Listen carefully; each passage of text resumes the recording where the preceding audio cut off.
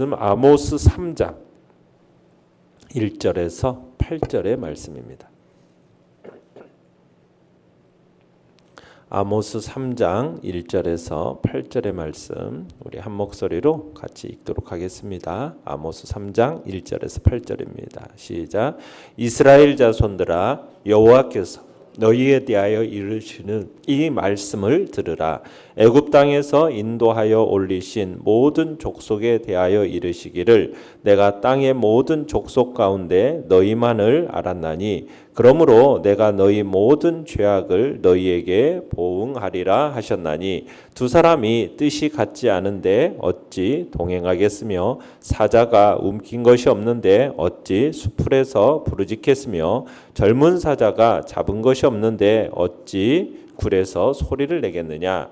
덫을 땅에 놓지 않았는데 새가 어찌 거기 치이겠으며 잡힌 것이 없는데 덫이 어찌 땅에서 튀겠느냐. 성읍에서 나팔이 울리는데 백성이 어찌 두려워하지 아니하겠으며 여호와의 행하심이 없는데 재앙이 어찌 성읍에 임하겠느냐. 주 여호와께서는 자기 비밀을 그 종 선지자들에게 보이지 아니하시고는 결코 행합심이 없으시리라. 사자가 부르짖은즉 누가 두려워하지 아니하겠느냐. 주 여호와께서 말씀하신즉 누가 예언하지 아니하겠느냐. 아멘. 오늘 말씀의 제목은 7가지 질문이라는 제목으로 말씀을 나눕니다. 아모스 1장과 2장은 남유다와 북이스라엘을 포함해서 가나안 지역에 있는 8개의 나라에 대한 죄악을 지적하고 그에 상응하는 심판을 선포하는 내용을 다뤘습니다. 오늘 본문부터 6장까지는 타락한 북이스라엘에 대한 하나님의 심판 작정 선언을 하고 있습니다. 그리고 특별히 오늘 본문은 다시 한번 북이스라엘의 죄악을 지적하고 그에 따르는 심판을 선언하고 있는데요. 먼저 북이스라엘 백성들을 향해서 그들을 향한 하나님의 말씀을 들을 것을 촉구하고 있는 것이 1절의 이야기입니다. 자, 우리 1절, 2절 다시 한번 읽어보겠습니다. 시작. 이스라엘 자손들아 여호와께서 너희에 대하여 이르시는 이 말씀을 들으라. 애굽 땅에서 인도하여 올리신 모든 족속에 대하여 이르시기를 내가 땅의 모든 족속 가운데 너희만을 알았나니 그러므로 내가 너희 모든 죄악을 너희에게 보응하리라 하셨나니. 자, 내용한 설문제 1번을 보시면 이스라엘은 역사 속에서 하나님과 어떤 관계에 있는 자들이었습니까?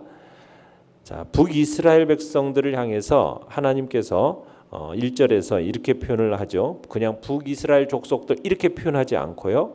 애굽 땅에서 인도하여 올리신 모든 족속 이런 표현을 사용하고 있습니다. 이건 특별한 의미를 갖는 거죠. 그러니까 예언의 1차 대상이 그저 북이스라엘 백성들인 건 사실이긴 하지만은 성경이 가르쳐주는 그들의 정체성이라는 것은 북이스라엘이 아닌 이스라엘 백성이라는 거죠. 애굽 땅에서 인도하여 올리신 모든 족속, 그러니까 이스라엘 전체를 향한 말씀이라는 겁니다. 그러면서 2절에서는 내가 땅의 모든 족속 가운데 너희만을 알았다 이렇게 표현하고 있습니다. 너희만을 알았다. 이건 아주 특별한 의미가 있는 말입니다. 여기서 알다라는 표현은 선택과 사랑과 교통을 의미하는 말입니다. 선택과 사랑과 교통을 의미하는 말인데 여기서 너희만을 알았다라는 말씀은 뭐냐면 하나님께서 모든 족속 가운데서 오직 이스라엘만 당신의 백성으로 선택하시고 사랑하시고 교통하셨다 이런 말이죠. 그러니까 하나님께서 이스라엘 백성을 얼마나 특별한 대상으로 여기시고 사랑하셨는지를 보여주는 말씀이 바로 너희만을 알았다라는 표현인 겁니다.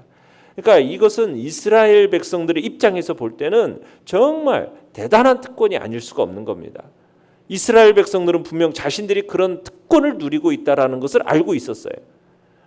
물론 이런 특권은 이스라엘 족속이 모든 족속 가운데서 무슨 뛰어나다거나 무슨 공로가 있다거나 그래서 주어진 게 아닙니다. 하나님은 만민족에서 가장 작은 족속 중에 하나일 뿐만 아니라 다른 민족의 노예 생활을 하고 있던 이스라엘 족속을 택해서 그런 특권을 부여하신 거죠. 그러니까 무조건적인 하나님의 은혜로 인해서 엄청난 특권을 누린 자들이 바로 이스라엘이라는 거예요. 그래서 역사 속에서 하나님과 바로 이런 특별한 관계 속에 있었음을 성경은 우리에게 얘기를 하고 있는 겁니다. 내용 관찰 문제 2번입니다. 부르짖는 사자의 이미지는 결국 누구를 가리키는 것입니까? 자, 4절을 읽어보겠습니다.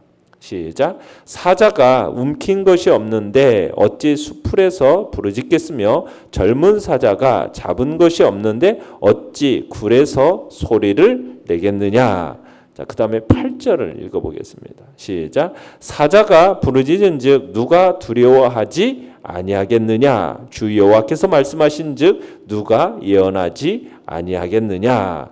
자, 여기서 지금 사자, 부르짖는 사자는 누구를 비유하고 있는 것이겠습니까? 심판을 선언하시는 하나님, 심판을 선언하시는 하나님을 지금 부르짖는 사자로서 비유하고 있습니다. 그리고 북이스라엘은 뭘로서 비유되고 있느냐? 움킨 것.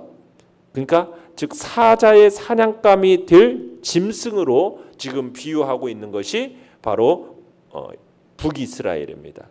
그러니까 심판의 대상을 향해서 징벌을 선포하시는 그 하나님, 그 하나님을 먹이를 향한 사자의 그 으르렁거림으로 비유하고 있는 거예요.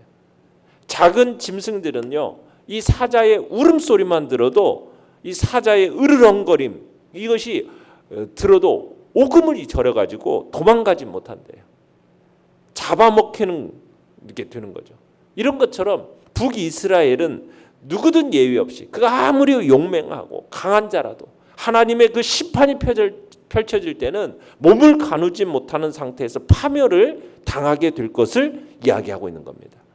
사자가 굴에서 지금 먹이를 두고 소리를 지르는 것, 이것은 지금 자신이 사냥한 먹이를 지금 굴로 가져온 뒤에 잡아먹기 이전에 막 소리를 지르는 그런 상황을 염두에 두고 묘사하고 있는 거예요.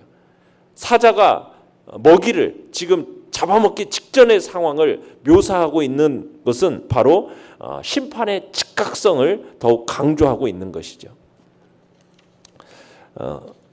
연구와 묵상 문제 3번 보겠습니다. 여호와께서 7개의 원인과 결과 형태를 띤 수사학적 질문을 통해서 말씀하시려는 것은 무엇입니까? 자, 여기서 보면은 3절부터 이 수사학적인 질문을 통해서 지금 이렇게 얘기가 되어져요.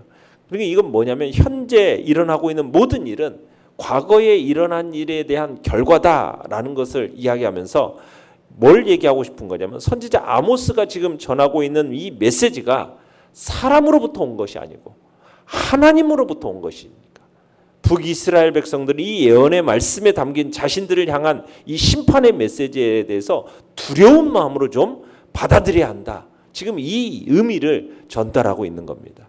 그래서 그걸 수사학적인 질문으로서 얘기하고 있는 거예요. 그러니까 아모스의 이 선지적인 행위, 선포하는 메시지의 내용, 이런 것들이 전적으로 하나님께서 명령하신 것이고 하나님으로부터 온 것이라는 사실. 그러니까 이 아모스의 이 선포가 필연적으로 진리라는 것을 밝히고 있는 겁니다.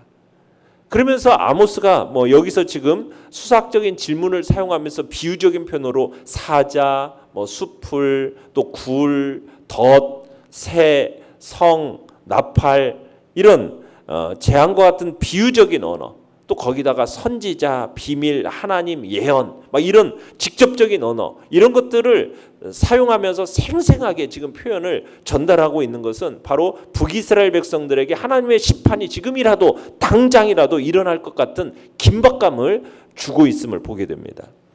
자, 먼저 3절을 한번 읽어보겠습니다. 시작. 두 사람이 뜻이 같지 않은데 어찌 동행하겠으며. 자, 이게 무슨 말입니까? 두 사람의 뜻이 맞아야 동행한다는 말이죠. 자, 8절 끝에 한번 가보십시오. 8절 끝에 가보면 이렇게 표현해요. 주 여호와께서 말씀하신즉 누가 예언하지 아니하겠느냐. 자, 이 말씀은 뭐예요? 하나님과 선지자의 이 동행이 바로 예언의 말씀의 증거를 염두에 두고 있다는 사실과 관련되어 있다는 거죠. 그러니까 지금 아모스가 북이스라엘에 대해서 예언하는 말씀은 바로 하나님으로부터 받은 말씀이라는 거죠. 그러니까 아모스는 지금 하나님과 동행하고 있기 때문에 하나님의 뜻에 따라서 지금 뭐 하고 있다라는 겁니까? 예언하고 있다라는 거예요. 그러니까 북이스라엘 백성들은 아모스가 전하는 이 내용을 무엇으로 받아들여야 된다는 겁니까? 하나님의 말씀으로 받아들여야 된다라는 것을 지금 얘기하고 있는 거예요. 그래서 3절하고 8절 끝하고 대꾸가 되는 거예요. 두 사람, 하나님과 아모스가 서로 동행하고 있는 거예요. 뜻이 맞아서 함께 동행하고 있기 때문에 하나님의 그 말씀을 내가 선언하고 있다라는 거죠. 아모스가 선언하고 있으면 얘기하고 있는 거예요. 그 다음에 4절로 가보시면은, 자, 사자가 지금 먹이가 눈앞에 있기 때문에 부르짖는다라는 비유로 지금 4절을 얘기하지 않았습니까? 자, 그런데 이것이 8절 상반절로 한번 가보시면은, 사자가 부르짖은즉 누가 두려워하지 아니하겠느냐. 사자가 부르짖으면 누구라도 두려워한다는 이유잖아요.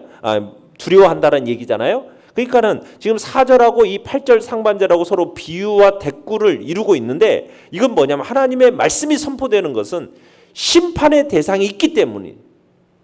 그래서 아모스가 예언을 듣는 이 북이스라엘 백성들은 그 말씀을 자신들을 향한 하나님의 부르짖음으로 듣고 뭐 해야 된다? 두려워해야 된다라는 것을 지금 이렇게 대꾸로서 지금 비유적인 표현을 들어서 얘기를 하고 있는 겁니다. 그 다음에 5절로 가보시면은, 자, 5절 상반절에 보시면 이렇게 얘기하고 있죠. 덫을 땅에 놓지 않았는데 새가 어찌 거기 치이겠으며. 자, 왜 새가 떨어지는 거예요? 덫이 놓여있기 때문에 새가 떨어진다는 거죠. 자, 이 비유는 6절 하반절로 가보시죠. 6절 하반절로 가보시면, 여호와의 행하심이 없는데 재앙이 어찌 성읍에 임하겠느냐. 자, 성읍에 재앙이 임하는 게 되는 것은 누구 때문이라는 거예요? 여호와의 행하심이 있기 때문이다라는 거죠. 그래서 지금 위에서 얘기하는 것처럼 하늘을 나는 새도 사냥꾼이 파놓은 그 덫, 그죠? 그물, 이것을 피하지 못하면 땅에 떨어지는 것처럼 북이스라엘들이 아무리 태평성대를 누리고 있더라도 하나님께서 심판을 행하시면 어떻게 된다? 북이스라엘의 재앙이 임할 수밖에 없다. 지금 그 이야기를 하고 있는 겁니다. 자, 그 다음에 5절 하반절로 가보시면은, 덫이 어찌 땅에서 튀겠느냐.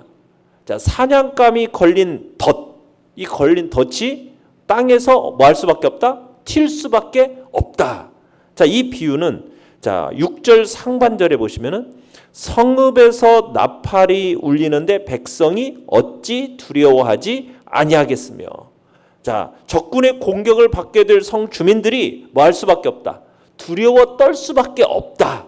자, 이것을 비유로서 서로 대꾸를 지금 이루는 거예요. 북이스라엘은 더 이상 죄악이 주는 어떤 기쁨을 그치고 하나님의 심판을 앞둔 백성으로서 뭐 해야 된다? 두려워해야 함을 지금 얘기를 하고 있는 겁니다. 지금 그러니까 지금 하나님 앞에서 두려워해야 될 이 하나님의 심판에 대해서 두려워해야 되고, 아모스가 전하는 이 심판의 예언에 대해서 이건 분명한 하나님의 예언이기 때문에, 그리고 이 하나님의 부르짖는 이 심판의 소리를 어떻게 해야 된다? 너희들은 두려워함으로 받아야 됨을 지금 이런 7개, 8개 어떻게 보면은 수사학적인 질문을 통해서 지금 얘기를 하고 있는 겁니다. 자, 느낀 점 4번입니다. 재앙은 하나님의 행하심이 없이 오지 않고 진정한 예언자는 하나님의 계시 없이는 말하지 않는다라는 사실을 보면서 무엇을 느낍니까? 자, 세상에서 일어나는 모든 일들은 예외 없이 모두가 다 누구로 말미암은 거라는 거예요. 하나님으로 말미암은 거라는 것을 우리가 느끼게 됩니다. 그러니까 북이스라엘이나 남유다에 지금 임하는 재앙은 뭐 그 당시 국제상 정세상 불가피한 일이었다, 뭐 하나님과는 전혀 무관한 일처럼 보여지지만은 하나님은 누구시에요? 만유의 주제이시고 역사의 주관자이세요. 그래서 세상에서 일어나는 모든 일들은 하나님의 뜻과 관련되어 있는 거예요. 하나님의 섭리로 말미암은 거라는 거죠. 그러니까 지극히 사소한 일이라도 하나님의 뜻과 섭리로 말미암아 일어나는 이거예요. 그러니까 하나님의 섭리는 온 우주 만물과 온 세상의 역사를 다 포괄할 만큼 크고 광대한 겁니다. 아울러 성경은 길가에 자라는 그 이름 모를 들의 풀 한 포기조차도 다 하나님께서 어떻게 하신다는 거예요? 입히신다고 말씀하시잖아요. 참새 한 마리까지도 하나님의 허락이 없이는 떨어지는 법이 없다라고 말씀하시잖아요. 그러니까 하나님은 그만큼 섬세하신 분이라는 거죠. 지극히 작은 것 하나하나에게까지도 그분의 섭리가 미치지 않는 곳이 없다라는 것을 바로 교훈하고 있는 거예요. 세상에 일어나는 모든 일들은 예외 없이 다 누구로 말미암은 것이다? 하나님으로 말미암은 것이다. 우리가 이 사실을 직시해야 돼요. 그래서 세상에 일어나는 모든 일에 대해서 그냥 단순히 우연히 발생하는 사건으로 치부해서는 안 된다는 얘기죠. 아무리 큰 일도 또 아무리 사소한 일도 거기에는 다 뭐가 내포되어 있다? 하나님의 뜻과 그분의 섭리가 내재되어 있음을 알고 우리가 그 일의 원인을 알고자 할 때도 하나님의 시각에서 접근할 필요가 있는 거죠. 하나님의 말씀과 그분의 성품과 그분의 뜻에 비추어서 모든 일을 헤아릴 수 있어야 되는 거죠. 그렇게 눈에 보이는 것보다도 더 크고 광대하시고 더욱 섬세하신 그 하나님의 뜻과 섭리를 헤아리면서 사는 사람들은 아무렇게나 살아갈 수가 없는 법입니다. 정녕 같은 눈으로 범사를 돌아보며 행하는 사람이 하나님으로 말미암아 바로 그의 범사가 축복된 것, 온전한 것으로 굳게 세워지게 될 것입니다. 그러면서 하나님께서는 이 세상에 바로 심판과 징계를 포함한 그 섭리와 역사를 행하시기 전에 반드시 하나님은 어떻게 하시더라? 우리가 7절에서 보는 것처럼 주 여호와께서는 자기의 비밀을 그 종 선지자들에게 보이지 아니하시고는 결코 행하심이 없느니라. 그러니까 모든 일들을 하시기 전에 하나님은 어떻게 하시더라는 거예요. 자식의 종들에게 반드시 그 일어날 일들에 대해서 말씀하신다. 보여주신다는 거예요. 그래서 하나님께서 오늘 우리가 살아가는 이 세대에 대해서도 어떻게 보면 악함과 죄의 관영함과 종말이 가까워짐에 따라서 이루어지는 그 모든 일들, 장차 도래해야 할 어떻게 보면은 최후의 심판에 대한 이 모든 것까지도 하나님은 다 어떻게 해놓으셨어요? 기록해 놓으셨고 우리에게 알려 미리 전달해 주시고 이 일들을 진행하고 계신다는 거예요. 어떻게 보면 수천 년 전 우리가 살고 있는 땅과 멀리 떨어진 곳에서 살아가는 바로 이런 한 선지자를 통해서 오늘날 이 시대에 행하실 일을 미리 알리시고 그 일을 이루시고 이루어 가고 계시는 거예요. 이제 마지막 때가 되어져 가는 이 속에서도 이 일들에 대해서도 하나님께서는 자신의 종들을 통해서 미리 알리셨어요. 그리고 하나님 그 알리신 그대로 행하실 겁니다. 다니엘서나 요한계시록 등을 통해서 종말론적인 계시 하나님께서 말씀하셨고 또 예수 그리스도께서 종말론적인 마태복음 24장이나 이야기들을 통해서 종말론적인 계시를 우리에게 미리 보여주셨어요. 한치의 오차도 없이 어떻게 될 거다? 반드시 그 말씀대로 다 이루어질 거라는 얘기죠. 그러니까 성경에 기록된 하나님의 뜻을 우리는 헤아리면서 하나님이 우리에게 알리신 바에 대해서 미리 대비하는 자리에 우리는 있어야 할 것입니다. 그 같은 삶을 사는 자들이 진정 선지자고 이 시대에 하나님이 진정 사용하시는 종들이라는 것을 우리에게 말씀하고 계시는 겁니다. 결단과 적용 5번입니다. 최근 나에게 일어난 어려운 일은 무엇입니까? 모든 일이 주님의 주권 아래 있음을 고백하는 자로서 내가 들어야 할 하나님의 메시지는 무엇이며 개선해야 할 점은 무엇입니까? 우리는 이 모든 삶에 일어나는 모든 일들이 다 뭐 아래 있다? 하나님의 주권 아래 있음을 우리는 믿고 하나님의 그 뜻과 섭리로 말미암아 일어난다는 사실을 우리는 항상 기억하면서 그 속에서 그 하나님의 뜻과 섭리를 우리에게 행하시기 이전에 우리에게 먼저 뭐 하시더라?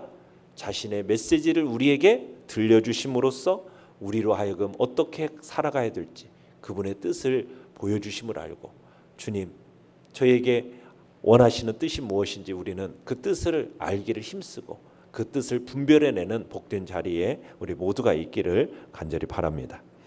자, 오늘의 기도 같이 읽겠습니다. 시작. 주님을 진노하게 하는 죄악을 버리고 주님의 자녀답게 살아가게 하소서. 아멘.